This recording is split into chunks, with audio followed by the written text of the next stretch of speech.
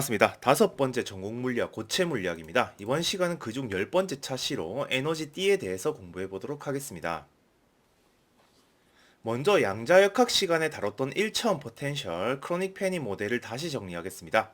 규칙적인 포텐셜 격자 속에서 에너지 E를 가지는 전자의 파동 방정식은 이 슈레딩거 방정식을 풀어서 얻을 수 있었습니다. 포텐셜 벽의 두께는 B고 높이는 U0, 벽 사이 간격은 A로 두고요. 벽 속의 파동함수를 psi1, 벽 밖의 파동함수를 psi2로 두겠습니다. 그러면 카파와 K를 적절히 정해서요. 파동함수의 일반 해를 쓸 수 있죠. 이제 경계 조건으로 파동함수의 연속과 파동함수의 미분 연속을 쓰면 계수 사이의 관계를 얻을 수 있습니다. 물론 여기서 사용한 라지 K가 고체 격자 속에 있는 전자의 파동 벡터가 되겠죠. 이 식들을 모두 만족시키는 0이 아닌 해는 시킬로 이퀘이션을 풀어서 이런 관계식을 얻을 수 있었습니다. 이 식의 우변을 y로 놓고 에너지 E에 따라서 y 값의 그래프를 그려보겠습니다. 물론 장벽 포텐셜의 모양에 따라 차이는 있겠지만 대략 이런 모습으로 나타나게 되는데요. 이 y 값은 코사인 값의 결과로 나타나야 되기 때문에 실수의 파동 벡터를 가지는 전자라면 마이너스 1부터 1까지의 값이 허용될 수 있습니다. 즉 이 포텐셜에서 전자의 허용 가능한 에너지의 범위는 이렇게 띠를 이루고 있는 거죠. 그리고 허용되지 않은 나머지 부분은 금지된 띠가 됩니다.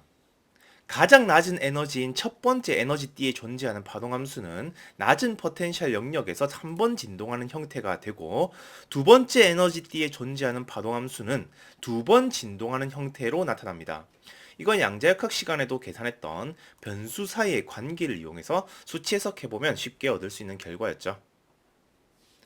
이제 주기 포텐셜이 있을 때 이 슈레딩거 방정식을 그대로 풀지 말고 포텐셜의 주기성을 이용해서 좀 다르게 표현해 보겠습니다.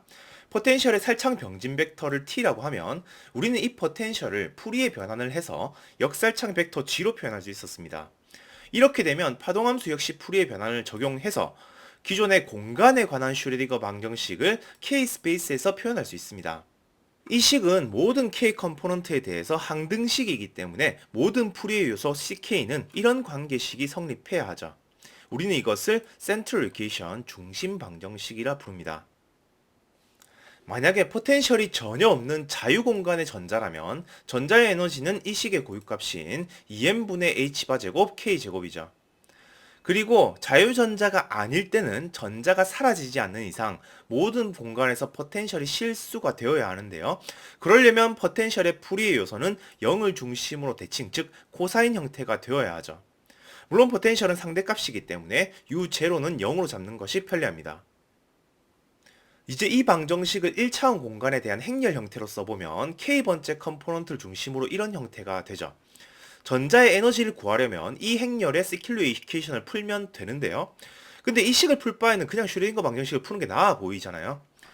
그런데 만약에 포텐셜을 작은 섭동으로 취급할 수만 있으면 포텐셜의 풀이의 성분이 차수가 높을수록 작아지기 때문에 K 파동 벡터로부터 멀어지는 에너지를 거의 무시할 수 있습니다. 이것이 중심 방정식의 1차 섭동 근사가 됩니다. 따라서 우리는 이런 행렬식을 풀어서 전자의 에너지를 근사적으로 구할 수 있게 되는 거죠. 물론 이 행렬도 무한히 길겠지만 이 형태가 계속 반복되는 꼴이고 중심에서 멀어지는 에너지는 작은 섭동으로 작용하는 포텐셜 U의 2차 섭동항이 매우 작아지기 때문에 K 행렬 중심으로부터 몇 개의 항만 계산하면 됩니다. 이렇게 포텐셜을 작은 섭동으로 계산하는 과정을 준자유전자 모형이라 부르죠. 고체와 같이 규칙적인 포텐셜 격자가 존재한다면 전자의 에너지 준위의 밴드가 만들어진다는 건 크로닉 페니 모델에서 봤듯이 양자역학적으로는 당연한 결과입니다. 실제 전자가 느끼는 포텐셜을 하나의 차원에 놓고 그려본다면 이런 형태이기 때문에 완벽하게 똑같진 않지만 고체의 에너지 준위에서 에너지 밴드가 형성될 거라는 건 쉽게 예상할 수 있죠. 일단 이 상황을 정성적으로 좀 따져보겠습니다. 전자의 파장이 충분히 길다면 즉 전자의 파동 벡터 K가 0 근처의 값이라면 사실 전자는 거의 균일한 포텐셜을 느끼기 때문에 자유전자처럼 행동하죠. 그런데 전자의 파장이 점점 줄어들어서 브릴로한 경계에 해당하는 K 값이 된다면 이 전자는 격자의 포텐셜을 강하게 느끼게 될 겁니다. 같은 파장이라도 포텐셜이 낮은 곳에 높은 확률이 점유된 파장이라면 전자의 에너지가 낮을 거고, 포텐셜이 높은 곳에 높은 확률이 점유된 파장이라면 전자의 에너지가 높을 겁니다. 같은 파장이지만 에너지가 높은 파동함수를 psi 플러스, 에너지가 낮은 파동함수를 psi 마이너스로 분류할게요. x 좌표값이 0인 곳에서 포텐셜을 극대라고 뒀을 때 파동함수는 이렇게 표현할 수 있겠죠. 일단 노멀리제이션은 안 했습니다. 이 상황을 파동 벡터 K에 대한 에너지 그래프로 한번 그려보면, K가 매우 작을 때는 자유전자의 그래프를 따르다가 블루왕 경계에 가까워지면 자유전자 그래프에서 벗어나서 두 개의 에너지 상태로 나눠집니다. 그래서 결과적으로 이런 형태로 나타나게 되죠. 이제 K가 좀 더 큰 상황을 생각하겠습니다. 준자유전자 모형에서 슈리딩거 방정식에 사용되는 포텐셜 U는 섭동으로 취급할 수 있었죠. 그래서 전자의 에너지는 기본적으로 비섭동항인 자유전자 에너지 그래프를 거의 따를 것으로 예상되는데요. 1차 섭동항을 계산해보면 상수가 나오기 때문에 사실상 0이 되고, 에너지 커브에 중요한 영향을 미치는 건 2차 섭동항이죠. 2차 섭동 에너지의 결과는 포텐셜의 형태에 따라서 다르겠지만 K 값이 커질수록 분모에 존재하는 에너지 값이 커지기 때문에 섭동항의 크기가 줄어들어서 자유전자 그래프를 대체적으로 따르는 형태가 나옵니다. 고체 내부는 역살창 크기만큼의 주기성을 가지기 때문에 자유전자의 파동 벡터 역시 역살창 간격의 주기성을 가집니다. 즉 자유전자 입장에서도 고체 격자의 포텐셜과 같은 주기로 파동함수가 만들어지기 때문에 첫 번째 블루왕 영역의 바깥쪽 에너지를 역살창 벡터 크기만큼 평행이동시켜서 생각할 수 있다는 겁니다. 여기서 바로 이 영역들이 허용된 에너지 띠가 되고, 그 사이의 영역은 금지된 띠를 형성하게 됩니다. 따라서 우리는 이 밴드의 간격, 밴드 갭을 구할 때 경계에서 나눠지는 두 파동함수의 에너지 차이로도 구할 수 있는 거죠. 그리고 이렇게 모든 에너지 준위를 첫 번째 블루왕 영역 내부로 가져오면 임의의 K 파동 벡터를 가지는 전자의 물리량은 역살창 벡터의 정수배만큼 차이나는 모든 K와 구별할 수 없는 상태가 됩니다. 이건 포논과 비슷하게 고체 내에서 전자가 느끼는 주기적 포텐셜 때문에 나타나는 현상인데요. 고체 내에서 K 운동량을 가진다고 하면 K로부터 역살창의 정수배만큼 차이나는 모든 K 상태가 중첩된 것으로 생각할 수 있습니다. 따라서 움클랩 과정이 발생하면 이 중첩의 선형결합 개수가 달라지기 때문에 전체 운동량이 보존됨을 설명할 수 있는 거죠. 그러면 불루한 경계에서의 밴드갭을 중심 방정식을 이용해서 구해보겠습니다. 일단 경계에서의 이 K는 8n분의 h바 제곱 g제곱이고, 여기에서의 두 에너지는 이 시킬러 이퀘이션을 풀어서 쉽게 얻을 수 있습니다. 물론 여기서는 두 개의 성분만 사용했지만 더 높은 풀의 성분을 추가해도 UG가 충분히 작다면 거의 같은 결과를 얻을 수 있습니다. 따라서 존 바운더리에서의 두 에너지는 자유전자의 에너지로부터 포텐셜의 풀의 성분만큼의 차이가 난다는 걸 알 수 있죠. 특히 삼각함수 형태에 가까운 포텐셜일수록 좀 더 정확해집니다. 두 에너지에 해당하는 고유 벡터는 이렇게 되고, 두 상태의 파동함수는 앞에서 예상했던 대로 이렇게 쓸 수 있습니다. 역시 노멀리제이션 안 했습니다. 그리고 블루왕 경계 근처에서의 에너지 띠를 살펴볼게요. 여기 사용된 카파가 G에 비해서 충분히 작을 때의 에너지 계산을 중심 방정식으로 다시 실행해보면 이런 형태가 나옵니다. 앞에서 구했던 경계에서의 에너지 항이 여기 포함되어 있으니까 이걸 제외한 나머지 카파에 대한 항을 따로 묶어보겠습니다. 카파는 충분히 작으니까 바이노미얼 익스펜션을 적용해서 경계 근처에서의 2차 함수로 취급될 수 있다는 결과를 얻을 수 있습니다. 두 밴드 사이의 2차 함수 커브는 이 항만큼 차이 나게 되는데요. 이 커브가 다음 시간에 배울 유효 질량과 관계가 됩니다. 그리고 각 에너지에 해당하는 고유 벡터를 구해볼 수 있는데요. 고유 벡터의 선형결합 개수비를 이렇게 근사할 수 있습니다. 존 바운더리에서는 플러스 마이너스 1만 남아있기 때문에 사인이나 코사인 함수가 될 거고요. 여기서 벗어나면 두 번째 항 때문에 개수비 절대값이 1보다 작아지죠. 밴드갭 사이에서는 실수 K값이 존재하지 않으니까 이렇게 영역 밖으로 나가는 허수항을 잡아서 또 다른 물리적인 의미를 살펴보겠습니다. 시킬러 이퀘이션을 푼 결과는 앞의 에너지에서 카파항의 부호를 전부 음으로 바꾼 결과와 같습니다. 작은 카파, 즉 경계 근처에서는 이렇게 근사되는데요. 실수 카파와의 차이는 여기 부호 하나입니다. 이건 실수 파트에서 얻은 이차함수 커브를 정확히 반대로 뒤집은 꼴이죠. 그리고 에너지 분리가 사라지는 카파 값도 정할 수 있는데요. 이 항을 0으로 만드는 허수 카파 값은 이렇게 쓸 수 있고요. 이때 에너지는 자유전자 에너지보다 살짝 낮은 값이라는 걸 계산할 수 있습니다. 이걸 그래프에 그려보면 영역 근처에서는 이차함수 커브에 맞춰져 있고 분리된 에너지가 합쳐지는 허수 영역의 K가 존재한다는 걸 상상할 수 있죠.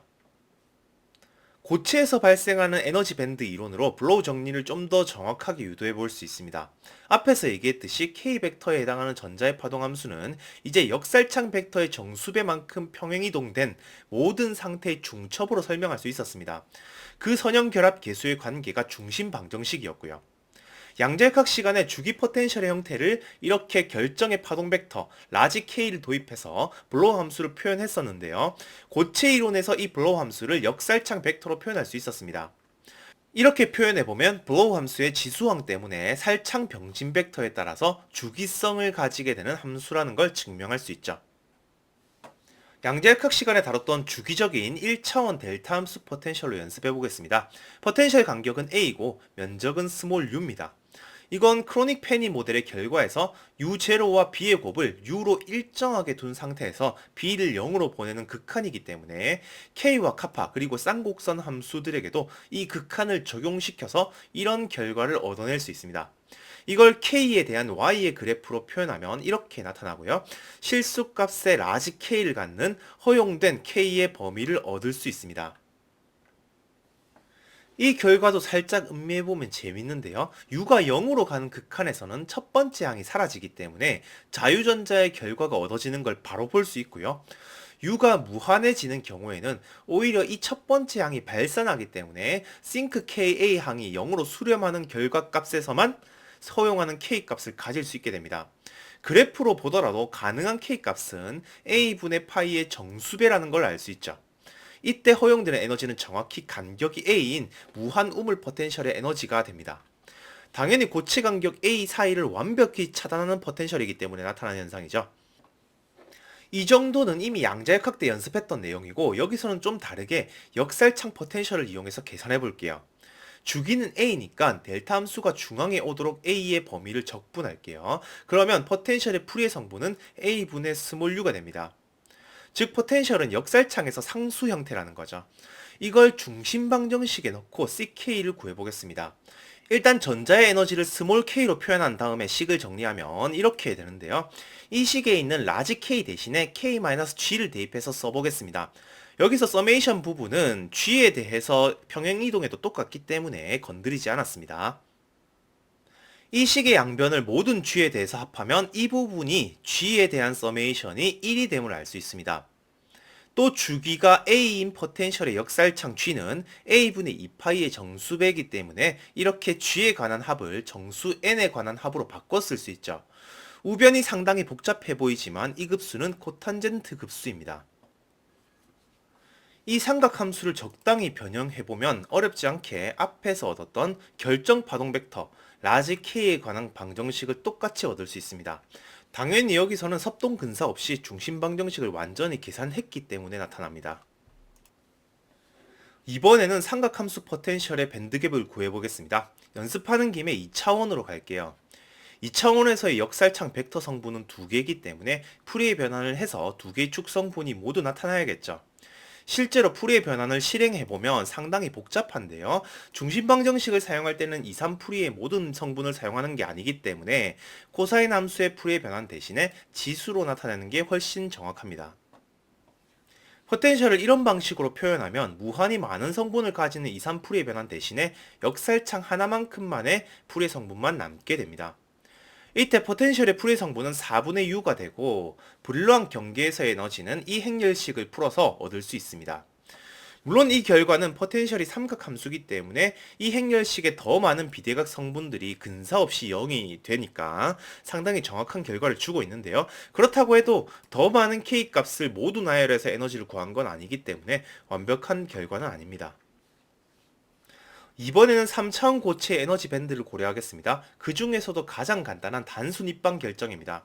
3개의 축 1, 2, 3을 잡고 SE 크리스탈의 역살창 벡터를 써보겠습니다. 에너지 밴드를 그리려면 K에 따른 에너지 그래프를 그려야 하는데요.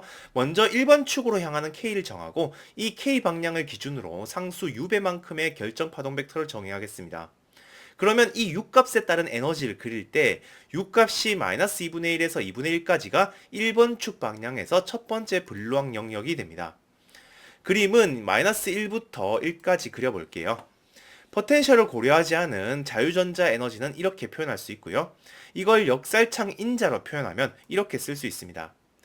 이제 V1, V2, V3의 역살창 지표 000을 넣어보면 우리가 알고 있는 자유전자 에너지가 나타나죠. 만약에 1번 축 방향으로 지표가 1이 생기는 경우는 에너지가 역살창 벡터 한 칸만큼 이동하죠. 부호가 반대인 경우는 에너지도 반대로 이동하고요. 1번 축 말고 2번 축이나 3번 축 방향으로 지표가 1이 생기는 경우는 부호에 상관없이 에너지가 위쪽에서 나타나죠. 1차원 K만 있을 때보다는 좀 더 복잡한 에너지 밴드가 형성된다는 걸 알 수 있습니다.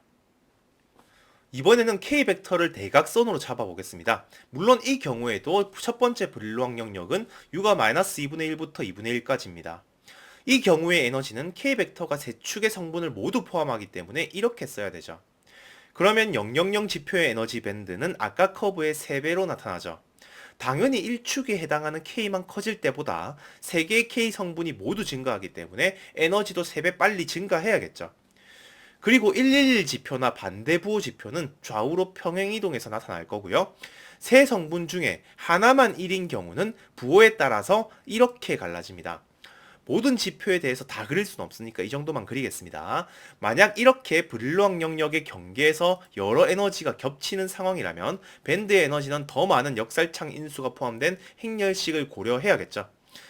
교과서 연습 문제에 다른 지표들이나 혹은 다른 역살창 벡터 구조에 대한 계산 문제가 있으니까 꼭 연습하기 바랍니다. 정리하겠습니다. 이번 시간에는 슈레딩거 방정식으로 1차원 크로닉 페니 모델을 복습하면서 고체 격자에는 에너지 띠가 만들어진다는 이야기로 시작했습니다. 여기서는 이런 주기 포텐셜이 있을 때 슈레딩거 방정식을 중심 방정식으로 변형해서 몇 가지 예제들을 해결하는 연습을 했었죠. 중심 방정식을 풀면 파동함수에 대한 모든 풀이의 개수인 CK를 구할 수 있기 때문에 이걸 이용해서 모든 역살창 벡터 이동에 대해서 중첩된 파동함수를 구할 수 있었고요. 고유 에너지도 구할 수 있었습니다. 대표적으로 1차원 고체의 첫 번째 블루왕 영역에서 나타난 파동함수는 삼각함수 형태였고요. 그 에너지는 자유전자 에너지로부터 포텐셜의 풀이의 성분만큼 차이 난다는 것을 얻었었습니다. 밴드 에너지는 차원이 높아질수록 포텐셜을 고려하는 차수가 높아질수록 훨씬 복잡하게 나타날 수 있죠. 오늘은 여기까지 공부하겠습니다. 감사합니다.